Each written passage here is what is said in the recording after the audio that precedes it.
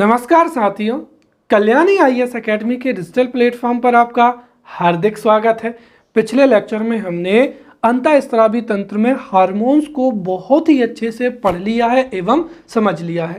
इस लेक्चर में हम पाचन तंत्र को बहुत ही अच्छे से पढ़ेंगे एवं समझेंगे। इसका कारण ये है, पाचन तंत्र हमारे सिलेबस में अप्रत्यक्ष रूप से दो जगह पर उल्लेखित है। पहला हो जाएगा कि पौधों में, पशुओं में एवं मनुष्यों में पोषण, और इसमें से भी हमने पौधों में एवं पशुओं में जो पोषण है, तो पौधों में एवं पशुओं में पोषण को हमने प्रीवियस लेक्चर में बहुत ही अच्छे से पढ़ लिया है, राइट। इसीलिए हमें इस लेक्चर में मनुष्यों में जो पोषण है इसको बहुत अच्छे से पढ़ना है। साथ ही साथ हमारा एक जगह पर और जो है क्या है कि मानव शरीर के अंग, मानव शरीर के अंग, संरचना और क्या हो जाएगा, कार्यविधि हो जाएगा। तो मानव शरीर के कई महत्वपूर्ण अंग जो हैं पाचन तंत्र में सम्मिलित होते हैं। तो जितने भी अंग पाचन तंत्र में सम्मिलित हैं उनकी संरचना एवं उनकी कार्यविधि को भी हमको बहुत ही अच्छे से पढ़ना है। तो इस तरीके से चूंकि ये अप्रत्यक्ष रूप से दो जगह पर जो है उल्लेखित है, इसीलिए हमें इसको बहुत ही अच्छे से पढ़ना है एवं समझना है। तो शुरू करते हैं हम यहाँ पर मनुष्यों में पोषण से। देखिए, मनुष्यों में पोषण से तात्पर्य है वह संपूर्ण प्रक्रिया जिसके माध्यम से मनुष्य भोजन को ग्रहण करता है या प्राप्त करता है, साथ ही साथ मनुष्य उस भोजन का विभिन्न जैविक प्रक्रियाओं में प्रयोग करता है। तो वही पूरी प्रक्रिया क्या कहलाती है, मनुष्य में पोषण कहलाती है। तो हम सीधा लिख सकते हैं कि वह संपूर्ण प्रक्रिया जिसके द्वारा मानव भोजन ग्रहण करते हैं, प्राप्त करते हैं तथा उस भोजन का विभिन्न जैविक क्रियाओं में उपयोग करते हैं, तो वही संपूर्ण प्रक्रिया मनुष्यों में पोषण कहलाती है। अब मनुष्यों में जो पोषण की प्रक्रिया है उसको हम 5 पदों में वर्गीकृत कर सकते हैं।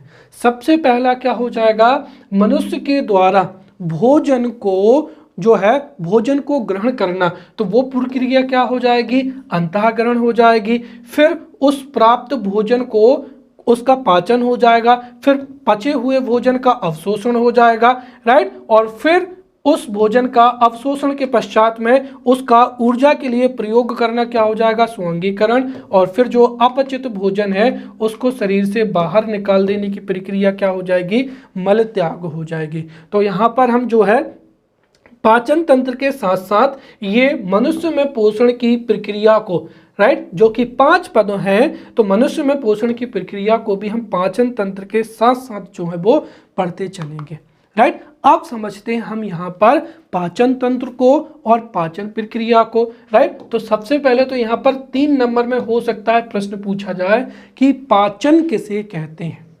क्लियर। तो देखिए, भोजन के बृहद एवं रक्त में अघुलनशील या जल में अघुलनशील अणुओं का छोटे एवं घुलनशील अणुओं में टूटने की प्रक्रिया ही क्या कहलाती है, पाचन कहलाती है। या फिर हम दूसरे शब्दों में कह सकते हैं कि वह प्रक्रिया जिसके माध्यम से भोजन के बड़े एवं अघुलनशील अणु टूटकर छोटे एवं घुलनशील अणुओं में परिवर्तित हो जाते हैं, उस प्रक्रिया को ही क्या कहते हैं, पाचन कहते हैं या डाइजेशन कहते हैं। तथा पाचन की प्रक्रिया में भाग लेने वाले सभी अंगों के समूह को ही क्या कहा जाता है, पाचन तंत्र कहा जाता है या डाइजेस्टिव सिस्टम कहा जाता है। तो पाचन तंत्र की भी बिल्कुल सीधी सी परिभाषा हो जाएगी, वे सभी अंग जो पाचन की प्रक्रिया में भाग लेते हैं उन सभी अंगों के समूह को ही क्या कहा जाता है, डाइजेस्टिव सिस्टम कहा जाता है।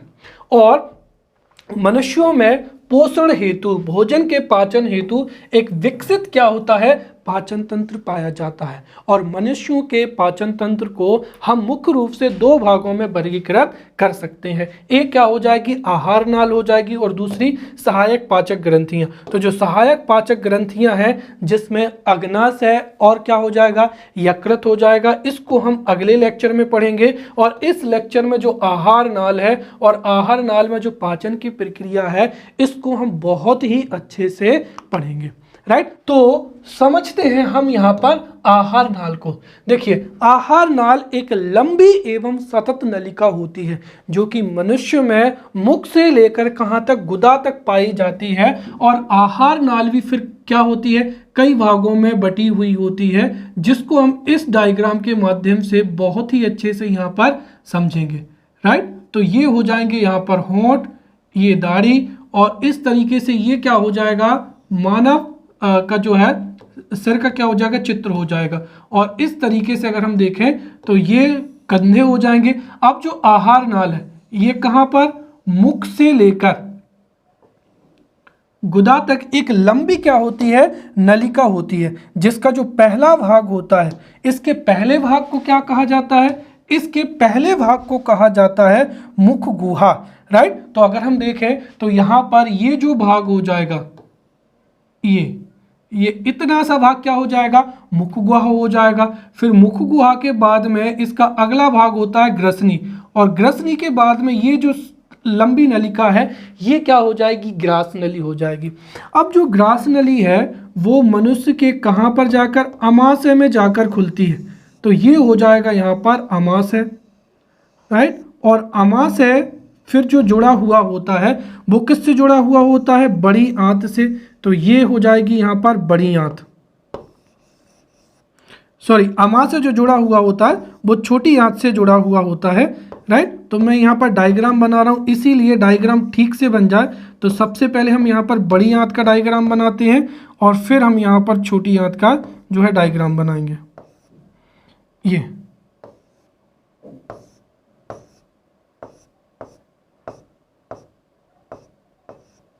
ठीक है, तो देखिए यहां पर जो अमाशय है, अमाशय का जो आखिरी भाग होता है, अमाशय से ही क्या जुड़ी होती है, छोटी आंत जुड़ी होती है। राइट, और उसका भी अग्र क्षुद्रांत होता है, और यहाँ पर एक बहुत ही लंबी जो है क्या पाई जाती है, छोटी आंत पाई जाती है। तो ये यहाँ पर इस तरीके से अगर आप देखेंगे तो ये क्या हो जाएगी, छोटी आंत हो जाएगी।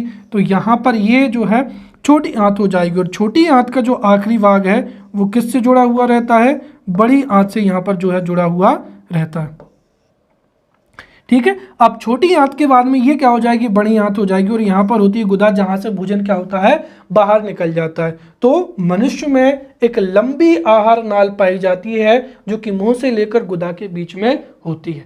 साथ ही साथ मनुष्य में अगर हम देखें तो हमने यहाँ पर समझा था क्या होती हैं, पाचक ग्रंथियां होती हैं। तो पाचक ग्रंथियां भी अगर हम देखें तो पाचक ग्रंथियां वे ग्रंथियां होती हैं जो मनुष्य के पाचन में महत्वपूर्ण भूमिका निभाती हैं। राइट, तो यहां पर पाचक ग्रंथियां कौन कौन सी हो जाएंगी, दो पाचक ग्रंथियां हो जाएंगी, जिसमें से पहली जो पाचक ग्रंथि हो जाएगी वो कौन सी हो जाएगी, यकृत हो जाएगी। तो यहां पर मनुष्य के वक्ष गुहा में एक त्रिकोणीय क्या होती है, ग्रंथि होती है, जिसे ही क्या कहा जाता है, यकृत कहा जाता है। तो ये यहाँ पर एक जो है ग्रंथि हो जाएगी, यकृत ग्रंथि हो जाएगी इस तरीके से। और इसी यकृत ग्रंथि में यहाँ पर जो है वो क्या पाया जाता है, ये गाल ब्लेडर हो जाएगा।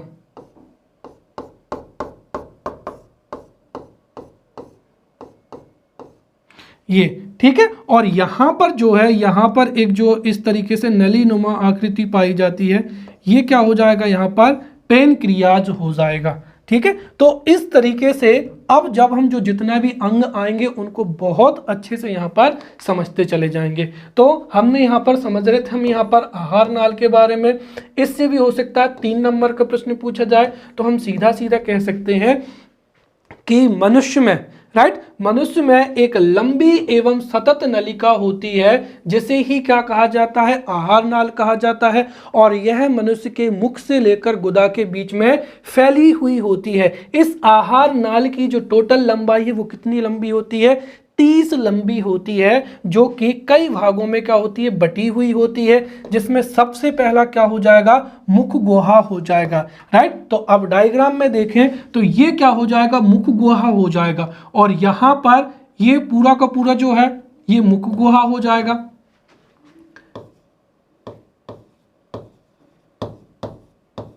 क्लियर, तो आहार नाल का पहला भाग जो होता है वो क्या होता है, मुख गुहा होता है। मुख गुहा का जो अंतिम भाग होता है उसको ही क्या बोला जाता है, ग्रसनी कहा जाता है। तो ये यहाँ पर क्या हो जाएगा, ग्रसनी हो जाएगा। फिर ग्रसनी का जो अगला भाग होता है उसको ही क्या कहते हैं, ग्रास नली कहते हैं। तो ये जो है ये क्या हो जाएगा, ग्रास नली, राइट। ग्रास नली का जो भाग होता है उसके बाद में क्या होता है, यहां पर ये हो जाएगा अमाशय, राइट। फिर अमाशय के बाद में क्या होती है, छोटी आंत होती है।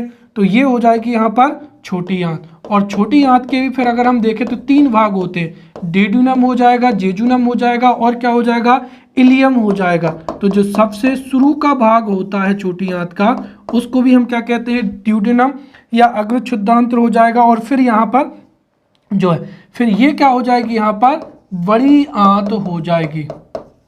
तो ये इन भागों में क्या होती है, बटी हुई होती है। तो यहाँ पर ए नंबर की जो हो जाएगी मुख गुहा हो जाएगी, बी नंबर की ग्रसनी, फिर सी नंबर की क्या हो जाएगी, ग्रास नली, फिर यहाँ पर जो है डी नंबर के क्या हो जाएगा, अमाशय हो जाएगा।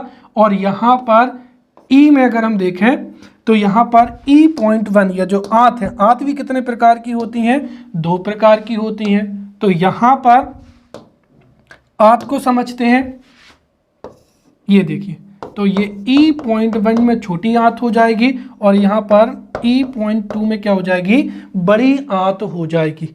क्लियर।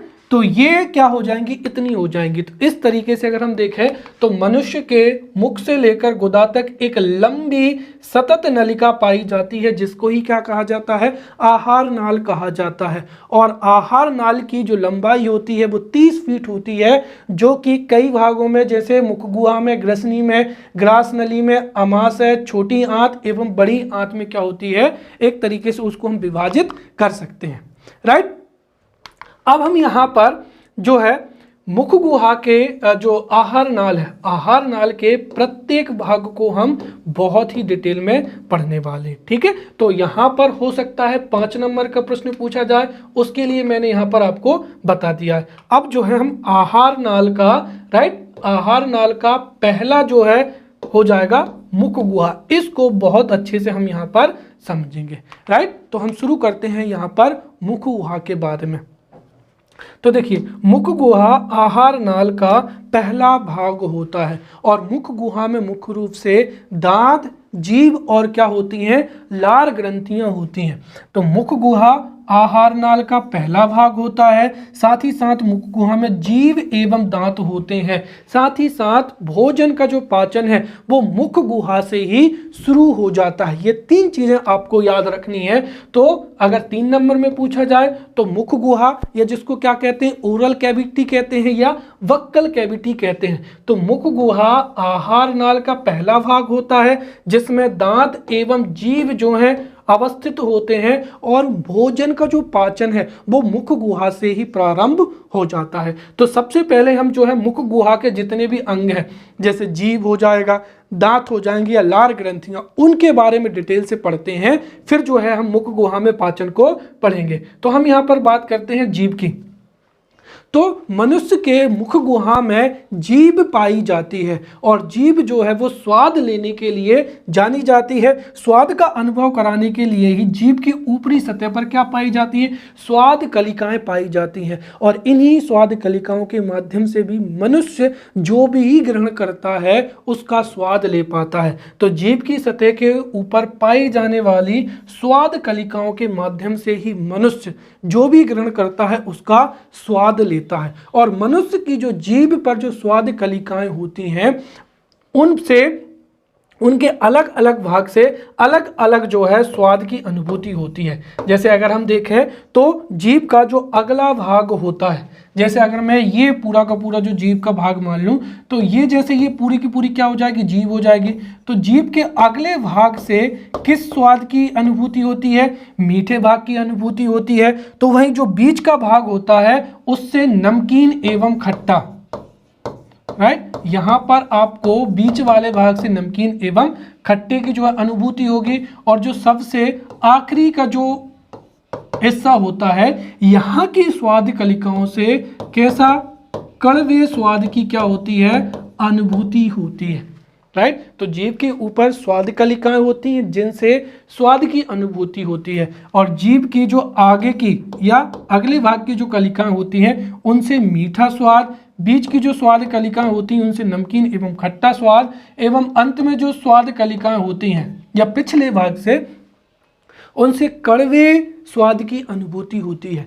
यही कारण है कि जब गोली को निगला जाता है तो वो कैसी होती है, कड़वी लगती है। अगर आप किसी भी जैसे जो कोई भी कड़वी चीज़ है, अगर उसको आप जो है जीभ के बिल्कुल बीच में रखेंगे तो वो आपको कड़वी नहीं लगेगी, लेकिन जैसे ही आप उसको निगलेंगे तो जैसे ही आपने कोई टैबलेट खाई, जैसे ही आप उसको निगलेंगे और जैसे ही टैबलेट वो यहाँ पर आएगी तो वो कैसा स्वाद देगी, कड़वा स्वाद देगी, राइट। तो ये यहाँ पर हमको इतना जानकारी जो है वो जीभ के बारे में पढ़नी। तो जीभ के अगले भाग से मीठा स्वाद, बीच के भाग से नमकीन एवं खट्टा तथा पिछले भाग से कड़वे स्वाद की क्या होती है, अनुभूति होती है, राइट। अब जो है हम किसके बारे में पढ़ते हैं, हम यहाँ पर दांत के बारे में पढ़ते हैं। तो यहाँ पर अगर हम देखें दांत के बारे में, तो मनुष्य में जो दांत पाए जाते हैं उनकी 3 विशेषताएं हैं। सबसे पहली चीज तो यह है कि मनुष्य एक विषमदंती जंतु है। विषमदंती का तात्पर्य क्या हुआ कि मनुष्यों में जो दांत पाए जाते हैं उनकी संरचना, उनकी कार्यविधि समान नहीं होती है। इसी कारण जो हम कहते हैं कि मनुष्य कैसा होता है, विषमदंती होता है, अर्थात मनुष्य में अलग अलग प्रकार के दांत पाए जाते हैं जिनकी संरचना और कार्य भी अलग अलग होती है। वहीं मनुष्य जो है गर्तदंती प्राणी होता है, अर्थात मनुष्य के जो दांत हैं वो एक निर्धारित खांचे में क्या होते हैं, अवस्थित होते हैं, राइट। तो मनुष्य कैसा है, एक विषमदंती प्राणी है, और मनुष्य गर्तदंती होता है, अर्थात मनुष्य के दांत जो है वो खांचे में अवस्थित होते हैं। साथ ही मनुष्य एक द्विवार दंती जंतु है, अर्थात मनुष्य में दांत 2 बार आते हैं। शुरुआती दौर में जिन्हें दूध के दांत या कच्चे दांत कहा जाता है, और वयस्क अवस्था में फिर स्थायी दांत आते हैं, राइट। तो हम कह सकते हैं कि जो बाल्य अवस्था होती है उसमें अस्थायी दांत, स्थायी अस्थायी दांत आते हैं, जिनको ही क्या कहा जाता है,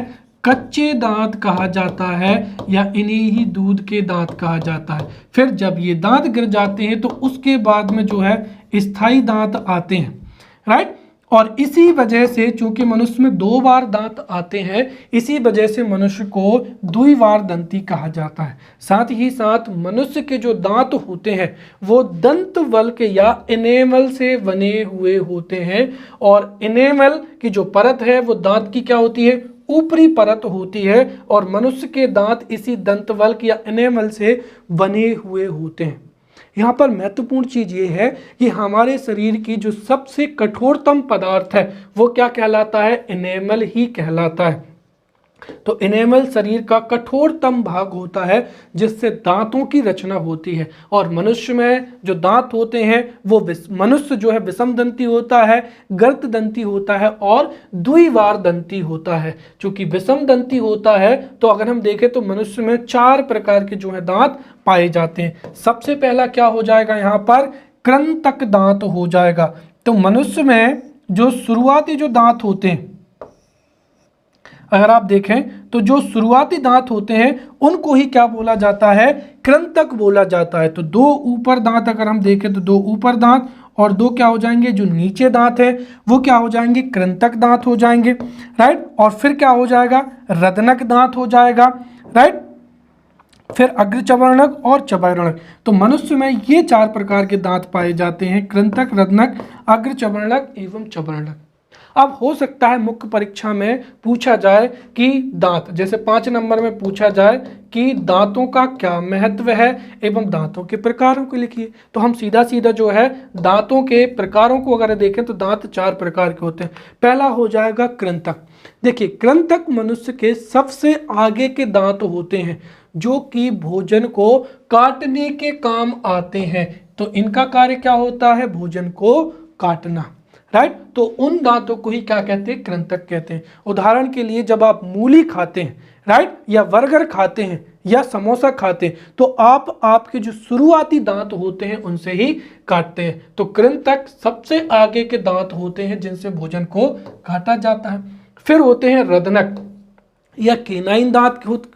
केनाइन दांत सभी दांतों में सबसे अधिक नुकीले होते हैं और इनका कार्य होता है भोजन को फाड़ना, राइट। उदाहरण के तौर पर जो मांसाहारी जितने भी जंतु होते हैं उनमें केनाइन जो दांत होते हैं वो ज़्यादा ही बड़े होते हैं। जैसे अगर आप देखें तो कुत्ता है, शेर है, उनमें यहाँ पर जो केनाइन दांत होते हैं वो ज़्यादा ही क्या होते हैं, लंबे होते हैं। जैसे अगर हम देखें तो इस तरीके से ये क्या हो जाएंगे, यहाँ पर जो है ये जैसे ये दांत है तो अगर आप देखें तो यहाँ पर जो है इस तरीके के ये जो है थोड़े जो है बड़े जो दांत होते हैं और जो नुकीले दांत होते हैं उनको ही क्या कहा जाता है, केनाइन दांत कहा जाता है। तो कृंतक सबसे आगे के दांत होते हैं जिनका मुख्य कार्य होता है भोजन को काटना। फिर केनाइन नुकीले दांत होते हैं जिनका कार्य होता है भोजन को फाड़ना। फिर क्या हो जाएंगे, अग्र चवर्णक दांत और क्या हो जाएंगे, पश्च चवर्णक दांत। तो चवर्णक दांतों का मतलब क्या हुआ, ये भोजन को चबाने के काम आते हैं इसलिए इनको चवर्णक दांत कहते हैं। जो चवर्णक दांत आगे होते हैं उनको अग्र चवर्णक या प्रीमोलर बोला जाता है और जो पीछे वाले दांतों को क्या बोला जाता है, पश्च चवर्णक या मोलर दांत कहा जाता है। चूंकि ये हमारे गाल से चिपके हुए रहते हैं इसलिए इनको ही टीथ कहा जाता है या गाल दांत कहा जाता है और इनका कार्य होता है भोजन को पीसना। साथ ही साथ अगर हम देखें तो जब वयस्क अवस्था आ जाती है तो जो 4 दांत होते हैं, राइट, 4 अक्ल दाढ़ें होती हैं, राइट, या अक्ल जिनको हम क्या कहते हैं, चवर्णक दांत। जो पश्च चवर्णक दांत हैं जिनको हम आम भाषा में दाढ़ भी कहते हैं, 20 वर्ष की अवस्था में या वयस्क अवस्था में 4 जो अक्ल दाढ़ हैं ये सबसे अंत में आती हैं और चूंकि ये वयस्क अवस्था में आती हैं इसीलिए इनको क्या कहते हैं, बुद्धि दंत कहते हैं, विजडम टीथ कहते हैं, राइट। इसके साथ ही अगर हम देखें तो ये आप 2 चीजें याद रखें, मनुष्यों में जो रदनक है, राइट, केनाइन दांत और जो बुद्धि दांत है ये कैसी हैं, अवशेषी संरचनाएं होती हैं। क्लियर। तो हमने यहाँ पर जीभ के बारे में, दांत के बारे में पढ़ लिया है। अब हम यहाँ पर समझते हैं लार ग्रंथियों के बारे में। देखिए मनुष्य में 3 जोड़ी जो है वो लार ग्रंथियां पाई जाती हैं, राइट। पिछले लेक्चर में मैंने बताया था कि ग्रंथियां किसे कहते हैं। देखिए ग्रंथियां मानव शरीर के ऐसे अंग हैं जो किसी तरल पदार्थ का क्या करते हैं, स्त्रावण करते हैं। उन अंगों को ही क्या कहते हैं, ग्रंथियां कहते हैं। और मनुष्य में 3 जोड़ी लार ग्रंथियां पाई जाती हैं जिसमें सबसे पहला क्या हो जाएगी, उपकर्ण हो जाएगी या पैरोटिड ग्लैंड कहते हैं। चूंकि ये मनुष्य के कर्ण के पास में होती है इसीलिए इसे क्या कहा जाता है, पैरोटिड ग्लैंड कहा जाता है। जैसे ये क्या हो जाएगा, मनुष्य का कर्ण हो जाएगा और यहां पर क्या हो जाएंगी, मनुष्य की आंखें। ये चलिए इसको बाल भी लगा देते ताकि थोड़ा अच्छा लगे। चलिए तो यहां पर चूंकि जो कर्ण होता है, कर्ण के पास में ही यहां पर कौन सी ग्रंथि होती है, जो है पैरोटिड ग्लैंड होती है, राइट। और यहां पर 2 ग्रंथियां पाई जाती हैं नीचे की ओर। तो यहां पर जो ग्रंथि होती है मनुष्य के कर्ण के पास में, उसको ही क्या बोला जाता है, उपकर्ण ग्रंथि या पैरोटिड ग्लैंड कहा जाता है। तो मनुष्य के कर्ण के पास में जो ग्रंथि पाई जाती है उसे ही क्या कहते हैं, उपकर्ण ग्रंथि कहते हैं। और इस ग्रंथि की विशेषता ये है कि ये मनुष्य की सबसे बड़ी क्या होती है, लार ग्रंथि होती है। तो उपकर्ण ग्रंथि मनुष्य की सबसे बड़ी लार ग्रंथि है जो कि कान के पास पाई जाती है इसलिए इसको क्या कहते हैं, उपकर्ण ग्रंथि कहते हैं। फिर हो जाएगी यहाँ पर अधोजिह्वा या सबलिंगुअल ग्रंथि। ये मनुष्य की सबसे छोटी ग्रंथि होती है और ये जीभ के जस्ट नीचे यहाँ पर ये क्या हो जाएगी, सबलिंगुअल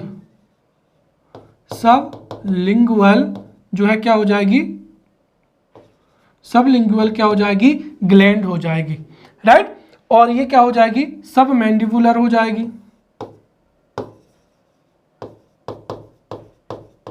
मैंडिबुलर, राइट। तो ये 3 जोड़ी जो है ग्रंथियां पाई जाती हैं। उपकर्ण ग्रंथि जो कि सबसे बड़ी ग्रंथि होती है, राइट। और इस उपकरण ग्रंथि से ही जो है लार का स्त्रावण होता है। फिर हो जाएगी यहां पर सब मैंडिबुलर हो जाएगी, राइट। और फिर तीसरी क्या हो जाएगी यहां पर सबलिंगुअल ग्रंथि हो जाएगी, राइट, जो कि सबसे छोटी क्या होती है, ग्रंथि होती है। तो यहां पर अगर 5 नंबर में भी प्रश्न पूछा जाए कि लार ग्रंथियां किसे कहते हैं, राइट, तो सीधी सी हम परिभाषित करेंगे, लार ग्रंथियां मानव शरीर के ऐसे अंग हैं जो कि तरल पदार्थ या लार या सलाइवा का क्या करते हैं, स्त्रावण करते हैं। और ये 3 प्रकार की होती हैं, उपकरण सबसे बड़ी, फिर अब अधोहनुज हो जाएगी या सब मैंडिबुलर हो जाएगी, ये सबसे अधिक लार का स्त्रावण करती है। और जो अधोजिह्वा हो जाएगी, ये सबसे छोटी लार ग्रंथि होती हैं। और जो सभी लार ग्रंथियां होती हैं उनका महत्वपूर्ण कार्य ये है कि ये लार का क्या करती हैं, स्त्रावण करती हैं या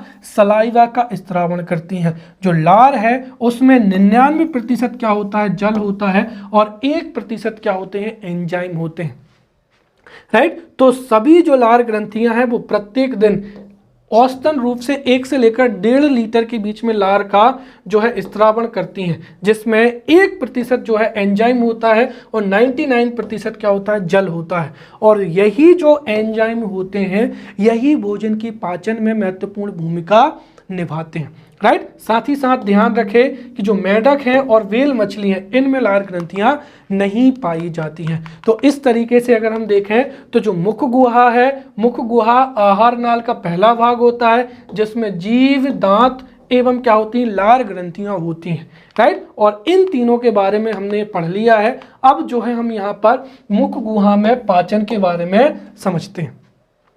तो भोजन का पाचन मुख गुहा से ही प्रारंभ हो जाता है, अर्थात जैसे ही भोजन मुख गुहा में आता है वैसे ही भोजन का पाचन प्रारंभ हो जाता है। जैसे ही मनुष्य भोजन को ग्रहण करता है तो दांतों के द्वारा उसको बहुत अच्छे तरीके से चबाया जाता है, मथा जाता है, राइट। तो दांतों के द्वारा चबाया जाता है, साथ ही साथ भोजन में जो है लार ग्रंथियों से स्त्रावित जो लार है वो आकर मिल जाती है, राइट। तो जैसे ही हमने मुख में भोजन को ग्रहण किया, दांत चबाते हैं और लार के माध्यम से लार उनको क्या कर देती है, लार उनमें मिल जाती है और इस तरीके से भोजन को अच्छे तरीके से मथा जाता है, राइट। तो लार के माध्यम से और दांतों के द्वारा लार के माध्यम से जो है भोजन को मथा जाता है। और लार में चूंकि जो है क्या होते हैं, हमने देखा था कि एंजाइम होते हैं, तो लार में 2 एंजाइम होते हैं और दोनों एंजाइम का महत्वपूर्ण कार्य होता है। तो लार में कौन कौन से एंजाइम होते हैं, एक होता है टाइलिन होता है और दूसरा क्या होता है, लाइसोजाइम होता है।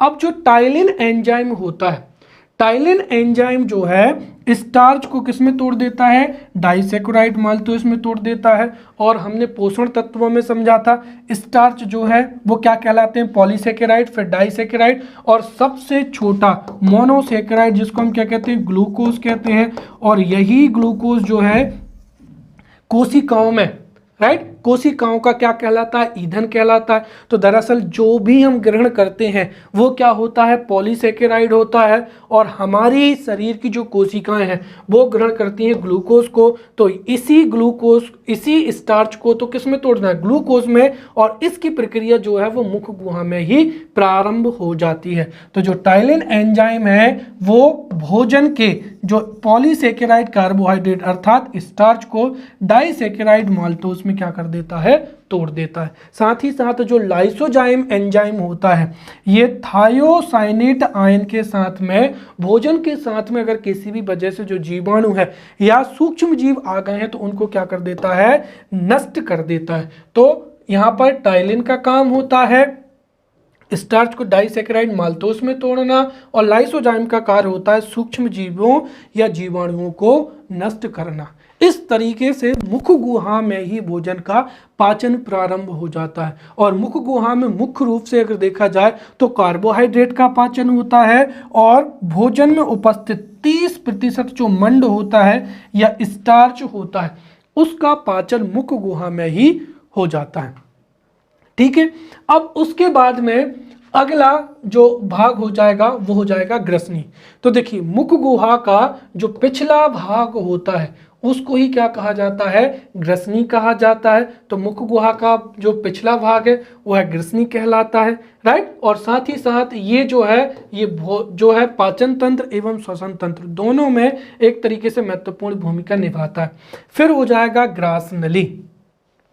तो जो पचा जो है मुख गुहा में दांतों के द्वारा और लार के माध्यम से जो मथा हुआ भोजन है वो मुख गुहा से ग्रसनी में और ग्रसनी से कहां पर जाता है, ग्रास नली में पहुंचता है।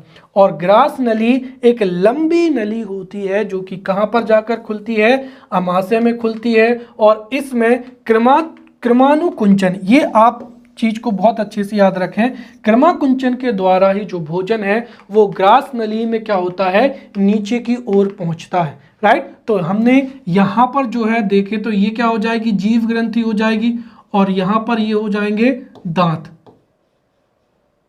राइट। ये जो है दांत हो जाएंगे। तो यहां से भोजन ग्रहण करते हैं, ये क्या हो जाएगा, ग्रसनी हो जाएगा।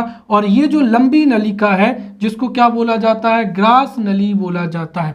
और इसी ग्रास नली में क्रमाकुंचन के माध्यम से ही जो भोजन है वो अंत में जाकर कहां पर प्रवेश करता है, अमाशय में प्रवेश करता है। क्लियर। तो यहां पर हमने इसको भी पढ़ लिया है ये, राइट। तो जो भोजन है वो क्रमाकुंचन की क्रिया के माध्यम से नीचे की ओर खिसकता है। और सबसे महत्वपूर्ण बात यह है कि ग्रसनी और ग्रास नली में कोई भी पाचन क्रिया नहीं होती है। तो ग्रास नली से भोजन क्रमाकुंचन के माध्यम से अमाशय में पहुंचता है, यहाँ पर कोई भी पाचन क्रिया नहीं होती है। क्लियर। अब उसके बाद में तो ये जो पूरा का पूरा जो अगर हम देखें तो ये पूरा का पूरा क्या कहलाएगा, यहाँ पर अंतःग्रहण के अंतर्गत आ जाएगा। अंतःग्रहण में क्या हो जाएगा, भोजन के द्वारा भोजन को मुख गुहा में प्रवेश करना, ये पूरी की पूरी अंतःग्रहण की प्रक्रिया हो जाएगी। ठीक है। अब उसके बाद में जो भोजन का एक्चुअल जो पाचन होता है या वास्तविक जो पाचन होता है वो कहाँ से शुरू होता है, अमाशय से शुरू होता है। तो अब हम यहाँ से जो भोजन की पाचन प्रक्रिया है इसको भी बहुत अच्छे से हम यहाँ पर समझते हैं। तो अब देखिए, अब जो भोजन है वो कहाँ पर आ चुका है, अमाशय में आ चुका है। तो सबसे पहले हम यहाँ पर अमाशय को 3 नंबर के लिए तैयार करते हैं। अमाशय क्या होता है, देखिए अमाशय मानव शरीर का एक महत्वपूर्ण अंग होता है जो कि वक्ष गुहा में कहाँ पर, बाईं तरफ फैला हुआ होता है। तो मनुष्य के वक्ष गुहा में पाई जाने वाली रचना को ही क्या कहा जाता है, अमाशय कहा जाता है। और अमाशय भी 3 भागों में बटी हुई रहती है। इसका अग्र भाग क्या कहलाता है, कार्डियक, इसका मध्य भाग क्या कहलाता है, फंडिक, और इसका पश्च भाग क्या कहलाता है, पाइलोरिक कहलाता है। सबसे महत्वपूर्ण बात यह है कि अमाशय की भीतरी दीवारों पर ही जो है छोटी छोटी ग्रंथियां पाई जाती हैं, उनको ही क्या कहते हैं, जठर ग्रंथियां कहते हैं। तो अमाशय की भीतरी दीवारों पर जठर ग्रंथियां पाई जाती हैं और इन्हीं जठर ग्रंथियों से क्या निकलता है, जठर रस का स्त्रावण होता है। और उसी जठर रस से भोजन का क्या होता है, पाचन होता है। तो समझते हैं हम यहाँ पर अमाशय में पाचन किस तरीके से होता है। तो भोजन पहले मुख गुहा में गया, फिर ग्रसनी, मुख गुहा, फिर ग्रसनी, फिर ग्रास नली, वहां से पहुंचा कहाँ, अमाशय में। अमाशय में भोजन में मुख्य रूप से किसका पाचन होता है, प्रोटीन का पाचन होता है। तो प्रोटीन पाचन के लिए मुख्य रूप से अमाशय उत्तरदायी होता है। तो अमाशय में प्रोटीन का पाचन होता है। किस तरीके से होता है, देखिए अमाशय की भीतरी दीवारों पर जठर ग्रंथियां पाई जाती हैं और इन्हीं जठर ग्रंथियों से जठर रस क्या होता है, स्त्रावित होता है। ये जो जठर रस है ये अत्यधिक क्या होता है, अम्लीय प्रकृति का होता है। इसका pH मान कितना होता है, 1.8 होता है, जिसको हमने दैनिक जीवन के रसायन में भी बहुत अच्छे से मैंने आपको बताया था। तो जठर ग्रंथियों से ये अम्लीय जो है जठर रस निकलता है जो कि बहुत ही ज्यादा अम्लीय होता है। इसका pH मान होता है 1.8। अब ये जो जठर रस होता है, जठर रस में भी जो है 3 घटक होते हैं। तो जठर रस का स्त्रावण होता है जठर ग्रंथियों से, और जठर रस में 3 घटक होते हैं। एक तो होते हैं पाचक एंजाइम। तो जठर रस में पाचक एंजाइम होते हैं और पाचक एंजाइम में क्या, पेप्सिन और रेनिन होते हैं। वहीं जठर रस में होता है हाइड्रोक्लोरिक अम्ल, राइट। और तीसरा क्या होता है, म्यूकस होता है।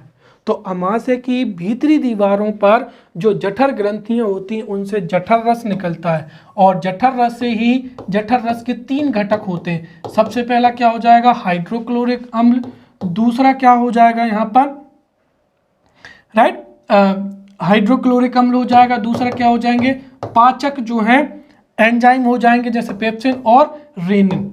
तो एक तो क्या हो जाएगा, पेप्सिन हो जाएगा, और दूसरा क्या हो जाएगा, रेनिन हो जाएगा, और तीसरा क्या हो जाएगा यहाँ पर, म्यूकस हो जाएगा। मैं ये चीज़ों को इसलिए बता रहा हूँ ताकि आप तीनों की भूमिका को समझ जाएं। अब हम देखते हैं यहाँ पर HCl की भूमिका। तो HCl की वजह से ही जो पेप्सिन है और वो रेनिन क्या होते हैं, कार्य करते हैं। कैसे, देखिए, जो HCl या हाइड्रोक्लोरिक अम्ल की उपस्थिति में ही जो पेप्सिनोजन होता है वो पेप्सिन में बदल जाता है, और पेप्सिन प्रोटीन के अणुओं को सरल अणुओं में तोड़ देता है, और इस तरीके से प्रोटीन का क्या होता है, पाचन होता है। हमने देखा था अमाशय किसका पाचक स्थल होता है, प्रोटीन का। तो हाइड्रोक्लोरिक अम्ल की उपस्थिति में जो पेप्सिनोजन होता है वो पेप्सिन में बदलता है, और ये प्रोटीन को सरल अणुओं में तोड़ देता है। इस तरीके से जो पेप्सिन एंजाइम होता है वो भोजन के प्रोटीन के पाचन के लिए क्या होता है, उत्तरदायी होता है। और पेप्सिन का स्त्रावण जो है जठर ग्रंथियों की मुख्य कोशिकाओं के द्वारा क्या किया जाता है, जो कि उदर ग्रंथियों के नजदीक पाई जाती हैं। तो जठर रस में पाए जाने वाले जो पाचक रस है पेप्सिन, उसके द्वारा किसका, प्रोटीन का पाचन होता है। साथ ही साथ HCl में उपस्थित जो प्रोरेनिन होता है वो सक्रिय किस में बदल जाता है, रेनिन में, और रेनिन दूध में जो उपस्थित कैसिनोजन प्रोटीन है उसको किस में बदल देता है, कैसीन में।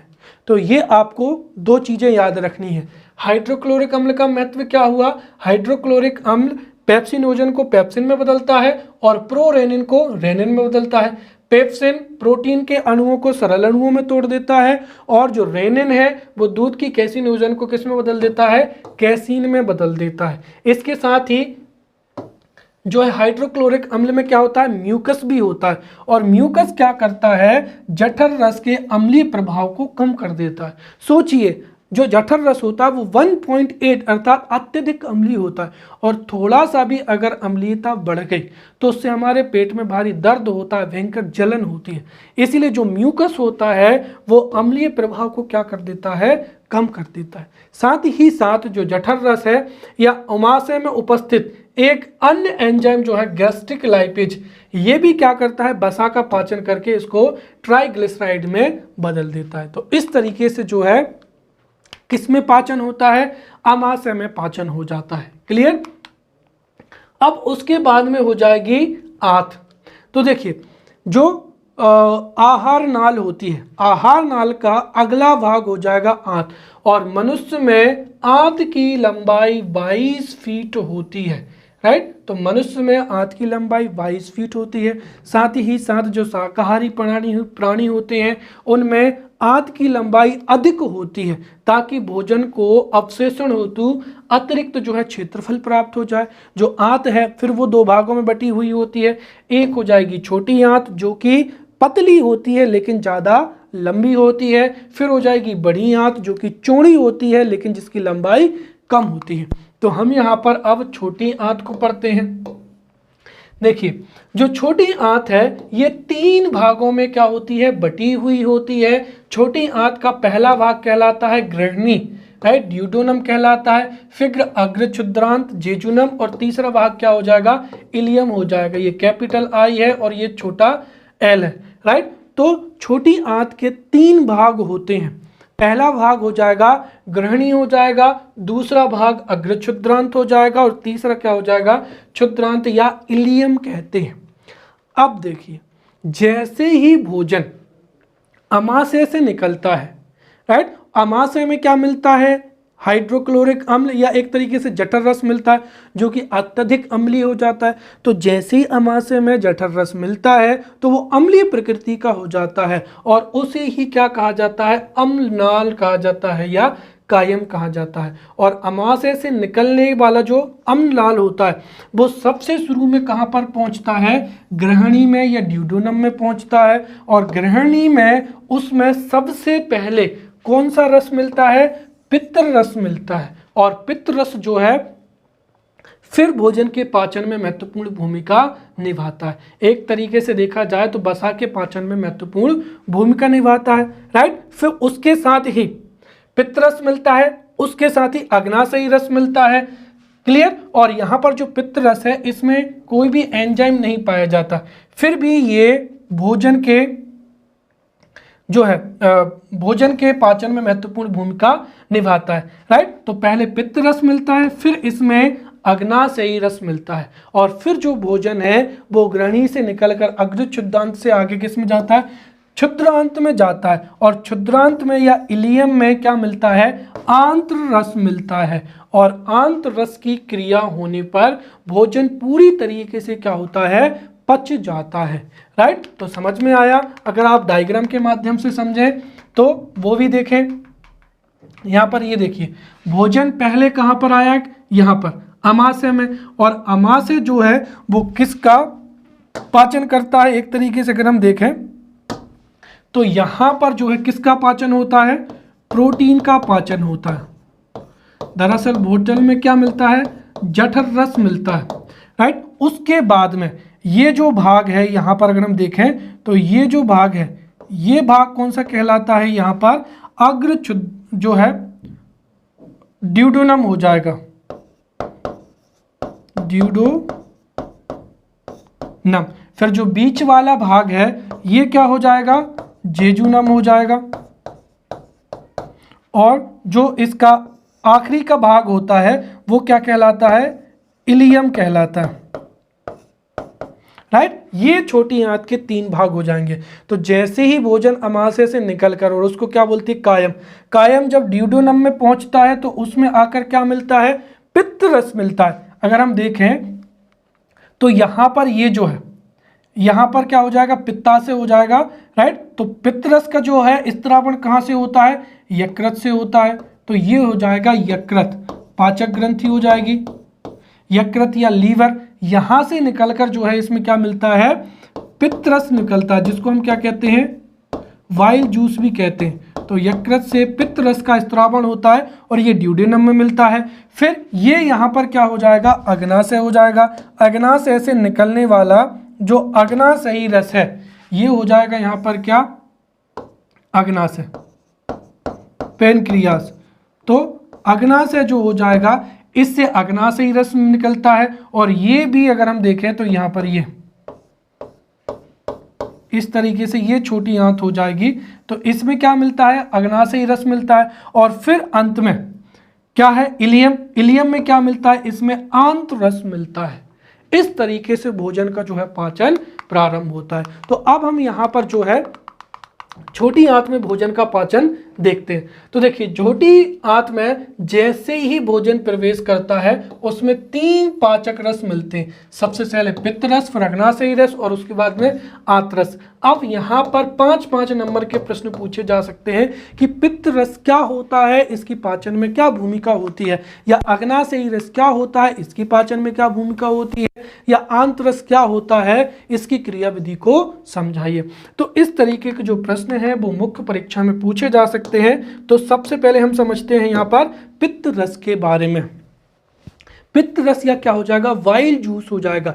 देखिए, पित्त रस का जो संश्लेषण है या स्त्रावण है वो यकृत के द्वारा किया जाता है। तो यकृत हमारे मानव शरीर की सबसे बड़ी ग्रंथि होती है जिससे पित्त रस का स्त्रावण होता है। और जो पित्त रस होता है वो हल्का पीले रंग का कैसा होता है, क्षारीय द्रव्य होता है, राइट। तो पित्त रस गाढ़ा हल्के पीले रंग का क्षारीय द्रव्य होता है जिसका स्त्रावण होता है यकृत से, लेकिन जिसका संग्रहण होता है पित्ताशय में। तो कंफ्यूज ना हो, यकृत से स्त्रावण होता है जो कि संग्रहित होता है पित्ताशय में, राइट। और मनुष्य के जो है लीवर हो जाएगा, लीवर से रोज जो है प्रतिदिन 600 मिलीलीटर पित्त रस का स्त्रावण होता है। इसमें जो है पाचक एंजाइम नहीं पाए जाते हैं, परंतु इसमें पित्त वर्णक पाया जाता है। और पित्त वर्णक क्या हो जाएगा, जैसे विलीरुबिन हो जाएगा, विलीवर्डिन आदि हो जाएगा। तो पित्ताशय में कोई भी एंजाइम नहीं होते, परंतु पित्त वर्णक पाए जाते हैं। और पित्त रस में दो प्रमुख लवण, एक होता है सोडियम ग्लाइकोकोलेट और सोडियम क्या हो जाएगा, टारोकोलेट हो जाएगा। जब पित्त रस के ये दो लवण भोजन के साथ में मिलते हैं तो ये भोजन की वसा के साथ में मिलकर उसको छोटी छोटी बूंदों में तोड़ देते हैं, जिसे ही क्या कहा जाता है, वसा का इमल्सीकरण कहा जाता है। इसका तात्पर्य ये हुआ कि पित्त रस भोजन के वसा के पाचन में महत्वपूर्ण भूमिका निभाता है। इसके साथ ही वे विटामिन जिनका जो किस में घुले हुए होते हैं, वसा में, जैसे विटामिन ए, डी, ई, के, इनका अवशोषण भी पित्तरस के द्वारा हो जाता है। इस तरीके से देखें तो पित्ताशय भोजन की वसा को पचाने में या वसा के इमल्सीकरण में महत्वपूर्ण भूमिका निभाता है। यदि पित्त रस भोजन में ना मिले या पित्ताशय क्या हो जाए, किसी के शरीर से पित्ताशय को निकाल दिया जाए, तो फिर वसा का पाचन क्या होगा, संभवतः नहीं हो पाएगा। दूसरा हो जाएगा यहाँ पर अग्नाशयी रस हो जाएगा, राइट। तो अग्नाशयी रस या अग्नाशय रस, देखिए जो पित्त रस है उसका स्त्रावण होता है यकृत से, और अग्नाशयी रस का स्त्रावण जो है वो अग्नाशय से होता है।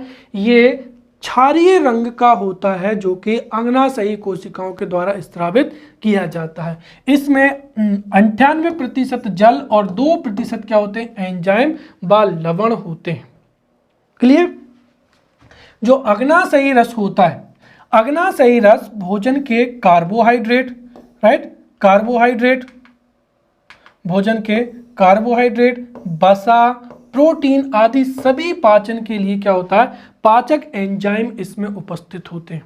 अगर देखें तो प्रोटीन का पाचन जो है वो अमाशय में हो जाता है, राइट। पित्त रस मिलने से वसा का भी पाचन हो जाता है और कार्बोहाइड्रेट का भी पाचन हो जाता है। बाकी के जितने भी भोज्य घटक होते हैं, कार्बोहाइड्रेट, वसा, प्रोटीन, सभी के पाचन में अग्नाशय रस जो है महत्वपूर्ण भूमिका निभाता है। इसीलिए जो अग्नाशयी रस है इसको पूर्ण पाचक रस भी कहते हैं। साथ ही इसमें जो एंजाइम पाए जाते हैं वो है एमाइलेज हो जाएगा, ट्रिप्सिन हो जाएगा, काइमोट्रिप्सिन हो जाएगा, कार्बोक्वासीपेप्टिडेज हो जाएगा, और क्या हो जाएगा, लाइपेज हो जाएगा। तो लाइपेज, राइट, ट्रिप्सिन और एमाइलेज, ये अग्नाशय रस में पाए जाने वाले महत्वपूर्ण क्या होते हैं, एंजाइम होते हैं। अगला हो जाएगा यहाँ पर आंत्ररस हो जाएगा। तो देखिए आंत्ररस या इंटेस्टाइनल जो जूस होता है, आंत्ररस भी हल्के पीले रंग का क्षारीय द्रव्य होता है, राइट। तो आंत्ररस भी हल्के पीले रंग का क्षारीय द्रव्य होता है, जिसका स्त्रावण किससे, आंत्र ग्रंथियों से होता है। और जैसे ही भोजन इलियम में पहुंचता है, आंत्र ग्रंथियों से निकलकर जो आंत्र रस है वो भोजन में मिलता है, राइट। और मनुष्य में लगभग 2 से 3 जो लीटर है वो आंत्र रस प्रतिदिन स्त्रावित होता है। आंत्र रस में भी कई एंजाइम होते हैं, जैसे क्या हो जाएगा, माल्टेज। ये जो माल्टेज है ये माल्टोज को किस में तोड़ देता है, ग्लूकोज में। अब मुझे ये बताओ माल्टोज को किस में तोड़ा है, तो हमने देखा था कि लार में जो टाइलिन एंजाइम होता है वो स्टार्च को डाइसैकेराइड माल्टेज में तोड़ देता है, माल्टोज में तोड़ देता है। फिर जो माल्टेज एंजाइम होता है जो कि आंत्ररस में होता है, ये माल्टोज को ग्लूकोज में बदल देता है। साथ ही आंत्ररस का जो लैक्टेज है ये लैक्टोज को ग्लूकोज तथा गैलेक्टोज में बदल देता है। सुक्रेज जो है सुक्रोज को किसमें, ग्लूकोज तथा फ्रक्टोज में बदल देता है। वहीं जो इरेप्सिन है ये डाई एवं ट्राई पेप्टाइड प्रोटीन के अवयव को किसमें, अमीनो अम्लों में। और हमने देखा था कि मनुष्य के लिए लगभग 20 प्रकार के अमीनो अम्लों की आवश्यकता होती है। तो इस तरीके से जो है इन एंजाइमों के माध्यम से भोजन का पूरी तरीके से क्या होता है, पाचन हो जाता है। तो इस तरीके से छोटी आंत में, और देखें तो छोटी आंत में भोजन का क्या होता है, संपूर्ण पाचन हो जाता है। क्लियर। अब हो जाएगा यहाँ पर अवशोषण। तो देखिए चूंकि जैसे ही छोटी आंत में भोजन का संपूर्ण पाचन होता है तो छोटी ही आंत में पाए जाते हैं रसांकुर, जिनको क्या कहा जाता है, विली कहा जाता है। ये भोजन को क्या कर लेते हैं, अवशोषित कर लेते हैं। तो छोटी आंत में पाए जाने वाले रसांकुर या विली ये पचे हुए भोजन अर्थात ग्लूकोज या शर्करा को अवशोषित कर लेते हैं और उसको रक्त में क्या कर देते हैं, घोल देते हैं। अब पहली जो हो गई अंतःकरण, फिर पाचन, फिर हो गया अवशोषण, और चौथा क्या हो जाएगा, स्वांगीकरण हो जाएगा। तो देखिए जैसे ही हमारा भोजन पचता है, रसांकुर उसको अवशोषित करके उसको रक्त में क्या कर देते हैं, घोल देते हैं। फिर ये जो पचा हुआ भोजन है या शर्करा या ग्लूकोज है, ये रक्त के द्वारा इसका संवहन पूरे शरीर में किया जाता है और पूरे शरीर की जो कोशिकाएं हैं वो इसी रक्त में घुली हुई शर्करा को अवशोषित करती हैं साइड, या एक तरीके से रक्त में घुली हुई जो शर्करा होती है इसका प्रयोग कोशिकाओं के द्वारा किया जाता है। और जब कोशिकाओं में श्वसन की प्रक्रिया होती है तो वहां पर भोज्य पदार्थों का ऑक्सीकरण होता है, अर्थात ऊतकों द्वारा या कोशिकाओं द्वारा रक्त में घुली हुई भोजन या घुली हुई शर्करा के माध्यम से ही, भोज्य पदार्थों का ऑक्सीकरण के माध्यम से ही कोशिकाओं में ऊर्जा क्या होती है, उत्पन्न होती है। और उस ऊर्जा का प्रयोग जो है वो शारीरिक या जैविक क्रियाओं के संचालन में किया जाता है। इस प्रक्रिया को ही क्या कहते हैं, स्वांगीकरण कहते हैं। क्लियर? तो अब हमने देखा यहां पर कि भोजन का पाचन भी हो चुका है और पचा हुआ भोजन जो है रक्त में भी पहुंच चुका है। अब आती है यहां पर बड़ी आंत, राइट। तो लार्ज इंटेस्टाइन, सबसे पहली चीज इसको बड़ी आंत क्यों कहते हैं, देखिए छोटी आंत की तुलना में ये कम लंबी होती है, परंतु ये छोटी आंत की तुलना में अधिक चौड़ी होती है और लंबाई में छोटी होती है। ये 5 फीट लंबी होती है परंतु ये 2.5 इंच क्या होती है, चौड़ी होती है। भोजन का पाचन छोटी आंत में हो जाता है। अब बड़ी आंत का महत्व ये है कि आप जो भी भोजन ग्रहण करेंगे और तुरंत के तुरंत अगर उसका डाइजेशन भी हो जाएगा तो तुरंत के तुरंत फिर आपको आपके जितने भी भोजन है या जल हैं उनको शरीर से बाहर निकालने के लिए बार बार आपको टॉयलेट जाना पड़ेगा। इसीलिए हमारे शरीर में जो है बड़ी आंत होती है जो कि भोजन को काफ़ी लंबे समय तक, या एक तरीके से अगर हम देखें तो जो 24 घंटे की बायोलॉजिकल साइकिल होती है, अगर कोई देखे तो कोई व्यक्ति जो है सुबह शाम शौच के लिए जाता है तो उतने समय तक के लिए जो अपचित भोजन होता है या मल होता है उसको क्या करती है, स्टोर करके रखती है। साथ ही साथ इसके कुछ अन्य काम भी है। तो जो बड़ी आंत है वो फिर 3 भागों में बटी होती है, सीकम हो जाएगा, कोलन हो जाएगा और क्या हो जाएगा, मलाशय हो जाएगा। अब बड़ी आंत जो है, बड़ी आंत से कोई भी एंजाइम का स्त्रावण नहीं होता है।